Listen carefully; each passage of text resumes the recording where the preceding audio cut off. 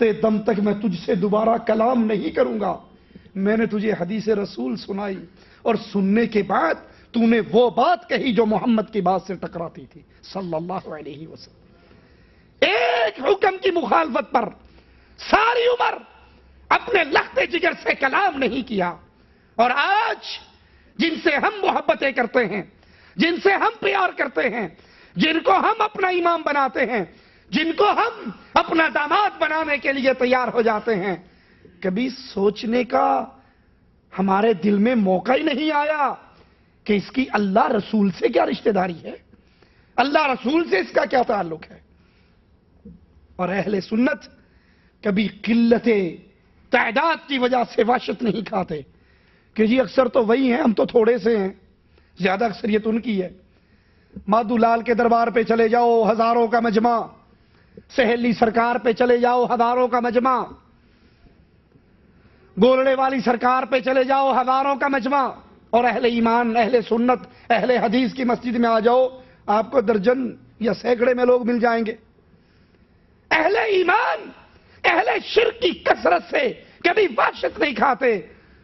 ان کا ایمان ہوتا ہے اگر اکیلا بھی ہو اور اللہ کی توحید کو سینے سے لگا چکا ہو، یہ اکیلا رب کے دربار میں پوری امت کے برابر ہوتا ہے۔ اللہ کے ہاں تعداد کی کوئی قیمت نہیں، وہاں ایمان کی قیمت ہوا کرتی ہے۔ اور اہل سنت کی ایک بہت بڑی نشانی، ان کے سامنے جب حدیث رسول آتی ہے، حکم محمد آتا ہے صلی اللہ علیہ وسلم، ان کی گردنیں جھک جایا کرتی ہیں۔ وہ اہل سنت کہلانے میں جھوٹا ہے، وہ اہل سنت کہلانے میں دغا کرتا ہے جس کو حدیث رسول سنائی جائے اور پھر بھی وہ اپنی بدعت کے راستے پہ چلتا رہے۔ اہل سنت کمان دا سکا روب پاندے ہو، سنتاں حضور دیاں ساری چھڈی جاندے ہو۔ جو نبی کی سنتوں کو چھوڑے، جو نبی کی حدیثوں کو ٹھوکر مارے، وہ 1000 مرتبہ اپنے آپ کو اہل سنت والجماعت کہتا رہے، اس کا شمار اہل سنت میں نہیں ہوتا۔ اہل سنت کون ہوتے ہیں ذرا سنیے۔ صحیح بخاری میں ہے، اللہ کے نبی صلی اللہ علیہ وسلم نے ایک انگوٹھی بنائی اور انگوٹھی پہن لی۔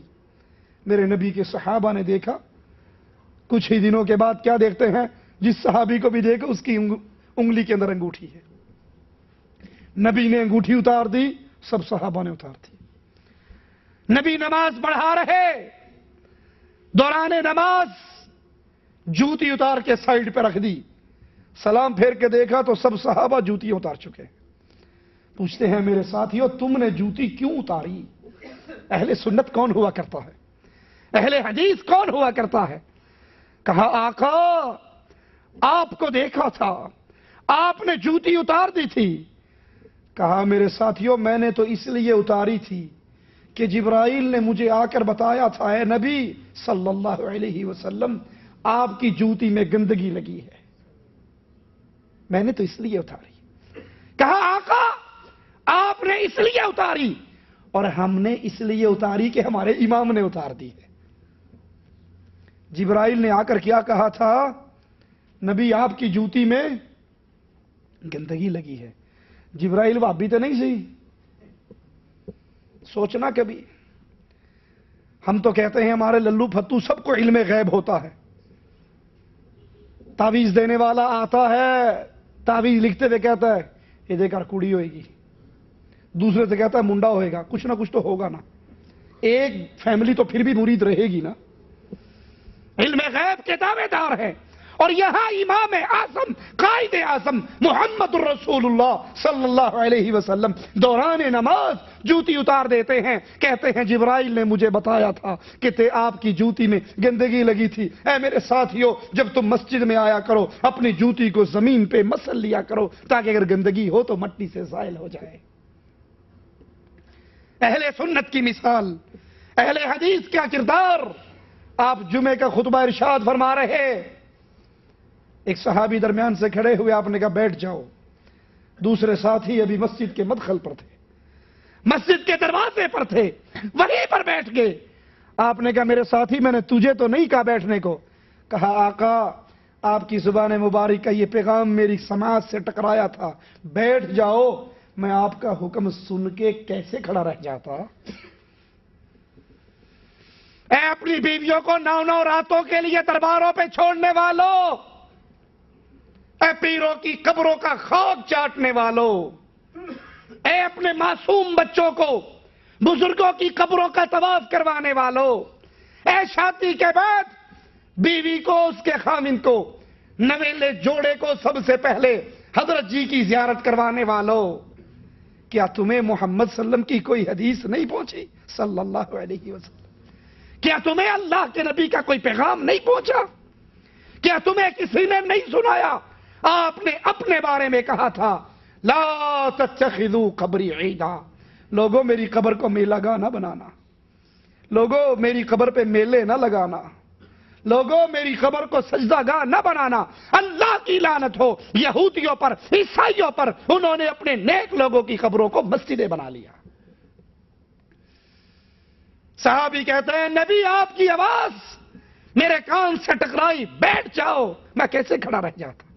یہ اہل سنت کی پہچان ہے، وہ حدیث رسول پڑھ کر سن کر اپنی گردن کو جھکا دیا کرتا ہے۔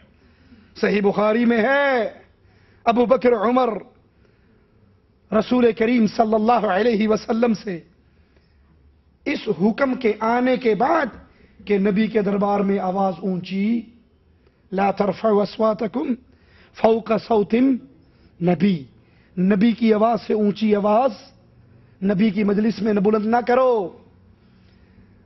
ابو بکر عمر نبی سے گفتگو کرتے ہوئے اتنی آہستہ گفتگو کرتے کہ ان کو اپنی بات 1-2 دفعہ دہرانی پڑتی اور مشکل سے سمجھ آتی کہ کہیں ہماری آواز نبی کی آواز سے بلند۔ آج عجیب سسٹم ہے، دعویٰ یہ ہے کہ ہمارے نبی مجلس میں موجود ہیں، آگے آگے تاج والے دم بدم پڑھو درود کہ حضرت بھی ہیں یہاں موجود۔ کرسی بھی سجتی ہے نا، میلاد کی کرسیاں دیکھی ہوں گی، کرسیاں سجتی ہیں باقاعدہ۔ وہ کوئی ایک بندہ گیا میلاد میں تو کرسی بڑی خوبصورت سجی ہوئی، اس نے کہا جناب ایک کرسی کہدے واسطے ہے؟ کہا تینوں نہیں پتا گستاخا واپیا، اللہ کے نبی نے آ کر بیٹھنا ہے۔ کہا بڑی بات ہے، جب آ جائیں تو مجھے بھی دکھا دینا، میں بھی زیارت کر کے کم از کم صحابیوں میں تو شامل میں بھی ہو جاؤں۔ کہا نہیں تو وہابی گستاخ ہے، تیری آنکھ دیکھنے کے قابل نہیں ہے۔ اس نے کہا میں آنکھیں بند کر لوں گا، میرا ہاتھ ہی لگوا دینا۔ اللہ کے نبی کے بارے میں شریعت کا آرڈر ہے، نبی موجود ہو تو آواز اونچی نہ کرو۔ ابو بکر عمر دونوں اپنی آوازوں کو اتنا دھیما رکھتے نبی کی مجلس میں کہ بات مشکل سے سمجھ آتی۔ ہمارے ہاں یہ عقیدہ بیان کیا جاتا ہے کہ حضور موجود ہیں، کھڑے بھی ہوتے ہیں آگے آگے تاج والے، اور نعرہ رسالت لگاتے ہوئے اتنا زور سے لگتا ہے کہ 5 کلومیٹر تک اس کی آواز، اور اگر نبی وہاں پر موجود ہو تو آواز اونچی نہیں ہو سکتی۔ اہل سنت، اہل حدیث ہر مسئلے میں محمد الرسول اللہ صلی اللہ علیہ وسلم کی اتباع کو اپنے لیے فرض سمجھتا ہے۔ صحابہ کرام دین صرف کتاب اللہ اور سنت رسول صلی اللہ علیہ وسلم کو سمجھتے تھے، کسی کی رائے کو، کسی کے فرمانے کو، کسی کی ملفوظ کو صحابہ کرام شریعت نہیں جانتے تھے۔ سوال ہوا تھا ابو بکر سے رضی اللہ عنہ وارضا، مرنے والے کی نانی ہوں، وراثت میں کتنا حصہ ہے؟ تو ابو بکر نے کہا تھا بڑھیا مجھے کوئی حدیث یاد نہیں ہے، لوٹ جا، میں اپنے ساتھیوں سے پوچھوں گا، اگر نبی کی کوئی حدیث ملی تو تجھے بتا دوں گا، اور اگر نہ ملی تو ابو بکر اپنی رائے، پھر میں اپنی رائے کو بیان نہیں کر سکتا۔ کسی نے کہا تھا سائل نے کہا تھا اس مسئلے میں کیا فرماتے ہو؟ تو انہوں نے جواب میں کہا تھا مجھے کوئی حدیث یاد نہیں۔ کہا اپنی رائے ہی دے دو، آپ کا خیال کیا ہے؟ بڑی اونچی شخصیت ہو آپ بھی۔ کہا اگر میں اپنی رائے دوں مجھے کون سا آسمان سایہ دے گا اور کون سی زمین پناہ دے گی؟ میں نبی کے دین میں اپنی رائے زنی پیش کروں؟ حضرت عمر نے فیصلہ کیا تھا کوئی حق مہر جتنا میں خاص طے کر رہا ہوں اس سے زیادہ ادا نہ کرے۔ ایک بڑھیا لاٹھی ٹیکتی ہوئی آئی تھی، اور عمر کو روک کے کہا تھا عمر تیری چلے گی یا قرآن کے چلے گی؟ قرآن تو کہتا ہے کسی کو خزانہ بھی دیا ہو تو واپس، وہ قرآن خزانہ دینے کی اجازت دیتا ہے اور تو فکس کر رہا ہے۔ امیر المومنین نے کہا تھا لوگوں بڑھیا ٹھیک کہتی ہے، عمر نے غلط کہا ہے۔ یہ اہل حدیث کا منہج، یہ اہل حدیث کی دعوت، یہ مسلک اہل حدیث، یہ اہل سنت کا ترہ امتیاز کہ ہم ہر آدمی کی بات کو ٹھوکر مار دیتے ہیں اگر اس کی بات آمنہ کے لال سے ٹکرا جاتی ہے، پھر ہمارے نزدیک اس کی کوئی حیثیت باقی نہیں رہتی۔ ایک سائل نے کہا تھا صحابی سے اس مسئلے میں کیا کہتے ہو؟ کہا اللہ کے نبی کا فرمان یہ ہے۔ کہا میں نے تو سنا ہے شاید ابو بکر و عمر کی یہ رائے ہے۔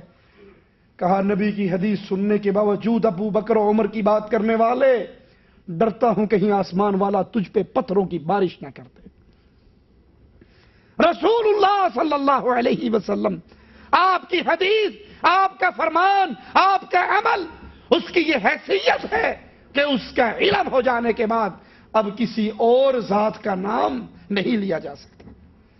یہی تعلیم صحابہ کی، یہی تعلیم محدثین کی، یہی تعلیم ائمہ دین کی۔ چار امام کا نام آپ نے بھی سنا ہوگا، چاروں کی تعلیم یہی تھی۔ احمد ابن حنبل رحمت اللہ علیہ فرمایا کرتے تھے لوگوں دین وہاں سے لینا جہاں سے ہم نے لیا ہے، اور ہم نے لیا ہے اللہ کی کتاب اور محمد صلی اللہ علیہ وسلم کی سنت سے۔